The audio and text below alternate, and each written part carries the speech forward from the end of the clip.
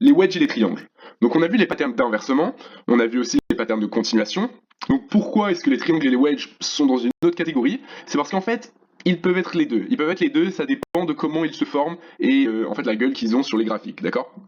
Donc, il y a deux types de wedge. Il y a les rising wedge et les falling wedge. Donc, ce qui veut dire les wedges qui montent en fait et les wedges qui tombent. Ok? Donc voilà les exemples, tout simplement. Donc un falling wedge, en fait un wedge, ce que c'est que c'est les deux trendlines sont convergentes, d'accord? Elles vont vers la même direction et vont se croiser, sans pour autant être là, tu vois que cette trendline va vers le haut, celle-là va vers le bas. Alors qu'un wedge, les deux vont dans la même direction. Tu vois que celui-ci va vers le bas, celui-ci va aussi vers le bas, mais elles sont convergentes, d'accord? Elles vont se croiser au bout d'un moment. Donc, c'est ça. Un rising wedge, un falling wedge, pardon, c'est-à-dire qu'il tombe petit à petit. Et ça, c'est un rising wedge, c'est-à-dire qu'il monte petit à petit. Donc voilà, donc ça, c'est ce que je te disais. Tu vois, on peut avoir un bullish trend avant, soudain, ça forme un wedge, un peu comme un continuation pattern qu'on a vu, d'accord, si tu te rappelles, où justement il y a la demande et l'offre est en train d'être partagée, un break et on continue, ok? Alors, mais aussi il y a le côté renversement, qui on peut avoir donc un downtrend, d'accord? Et puis là, le pattern se forme, ok, pareil, convergent, et quand il y a une cassure, ça monte, d'accord? Donc, c'est ce que je veux dire par là, qu'il y a le côté continuation et le côté renversement. Pareil avec le rising wedge. Si avant on a une bullish trend et après on commence à avoir un rising wedge, c'est inversement. Alors que si c'est dans un downtrend, ça va être continuation, ok? Donc pareil, je veux que tu comprennes pourquoi en fait pourquoi ces formes-là se forment et pourquoi est-ce qu'elles fonctionnent comme ça. Donc quand on voit un rising wedge dans un bullish trend, ok? C'est parce qu'en fait, tu peux voir que donc on a toujours notre théorie qu'il y a les hauts sont de plus en plus hauts et les bas sont de plus en plus hauts aussi. Seulement, bah, la tendance est de moins en moins forte. Tu vois ce que je veux dire? Genre, il y a toujours les hauts, mais les pics, ils sont plus aussi puissants. Tu vois, s'ils étaient aussi puissants, ça ressemblerait à quelque chose comme ça. Sauf que ça le fait plus comme ça, d'accord? C'est de moins en moins puissant. Ça veut dire qu'on perd de plus en plus de vendeurs. On perd de plus en plus d'acheteurs, pardon. Tu vois, à partir de ce moment-là, les gens ne veulent plus acheter. Ça corrige un petit peu. À partir de ce moment-là, maintenant, les gens ne veulent plus acheter. Donc ça veut dire qu'il y a un manque d'acheteurs dans le marché. Et donc c'est pour ça que ça indique une potentielle baisse, d'accord? Et un potentiel renversement. Pareil pour ici, d'accord? Là, on est en train de monter, mais pareil, on voit qu'il y a de moins en moins d'acheteurs. Les hauts sont de moins en moins hauts, ok? On n'arrive pas vraiment à faire des mouvements comme ça, là. Donc voilà, c'est comme ça que se forment les patterns. Pareil pour le falling wedge, ok? C'est que on descend, mais de moins en moins. Boum. Pareil pour ici, ok? Donc je veux vraiment que tu comprennes cette notion, en fait, que, comme je t'ai dit, encore une fois, c'est tout par rapport à l'offre et la demande. Donc ici, on voit que le prix a fait que descendre, et là, il continue à descendre, mais clairement, il galère à descendre, tu vois. Là, ça descend, mais pas vraiment, quoi. Pas vraiment, ça casse notre trendline, hop, et ça part vers le haut, ok? Donc voilà, donc ça c'est les wedges. Ensuite, les triangles. Donc t'as l'impression que c'est similaire, sauf que là, en fait, c'est pas convergence, hein, parce que les wedges, ça va dans la même direction, les deux trendlines, alors que ici, t'as le triangle symétrique, donc comme son nom l'indique, c'est symétrique. Le triangle ascendant, donc c'est quand il y a un côté qui est plat, le côté du haut, et le triangle descendant quand le côté du bas, il est plat, d'accord?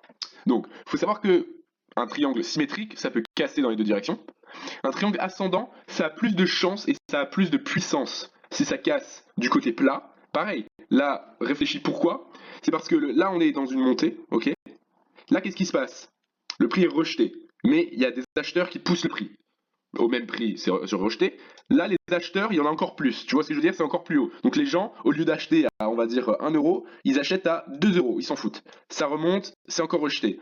Là, les acheteurs, ils achètent encore plus haut. Ça veut dire qu'il y a de plus en plus d'acheteurs sur le marché. Donc le moment où ça, on arrive à battre les vendeurs, c'est terminé, ça monte. Tu vois ce que je veux dire? Pareil par ici, ok? Là, on voit qu'il y a de plus en plus de vendeurs qui poussent le prix vers le bas, alors que les acheteurs, ils n'ont pas assez de puissance pour vraiment rejeter le prix. Du coup, au moment où ça casse, c'est terminé, ok? On va voir un mouvement vers le bas. Et puis là, c'est un équilibre entre les acheteurs et les vendeurs. Du coup, on va dire le premier qui gagne, il a gagné, quoi. Tu vois ce que je veux dire? Mais après, évidemment, quand ça va être dans un trend, comme je t'ai déjà dit, le trend is your friend. Donc la tendance est ton ami. Vaut mieux que tu essayes de prendre ça sur un achat plutôt qu'une vente, d'accord? Mais voilà, donc j'espère que tu captes bien ça aussi. Et pareil pour que, en fait on a vu que sur chaque pattern on a le MPO, donc le prix minimum d'objectif. Donc là sur les triangles ça va être cette distance, ok? Cette distance que tu vas viser. Donc tu peux imaginer que sur les wedges, je te laisse deviner ce que ça va. Ok? Évidemment, ça va être cette longueur aussi, d'accord? Tu prends cette longueur et ça c'est ce que tu vas target. Donc voilà. Maintenant regardons un peu un exemple. Donc ici, tu vois un falling wedge. Donc là, tu vois qu'il est en uptrend, c'est-à-dire qu'on a eu mouvement vers le haut. Soudain, les prix est contenu entre ces deux trendlines qui sont convergentes. Boum, on casse le prix. Qu'est-ce qui se passe? On a notre... On calcule, ok, on prend notre MPO, cette longueur. Toc.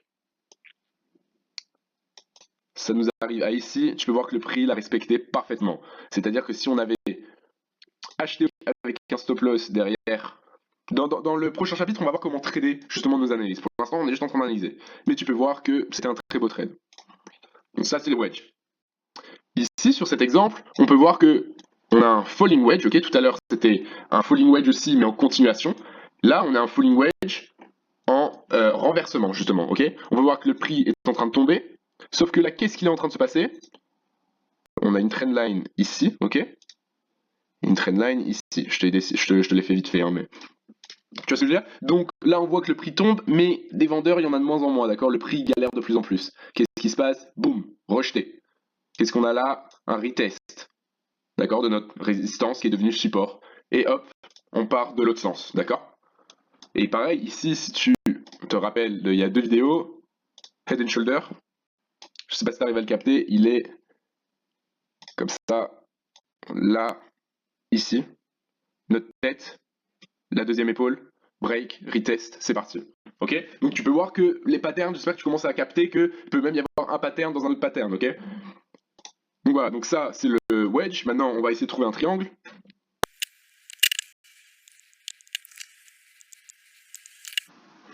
Voilà, donc ici on voit plus un triangle symétrique, ok? Tu peux voir qu'il est grosso merdo symétrique. On est en downtrend, là on forme un triangle symétrique, on choisit cette longueur, ok? Comprend. Et ça c'est ce qu'on va viser, d'accord? Pareil. Et on peut voir que ça a été très bien respecté. Donc voilà, donc là tu as les triangles, les wedges, comme tu peux voir, ça peut être continuation et renversement.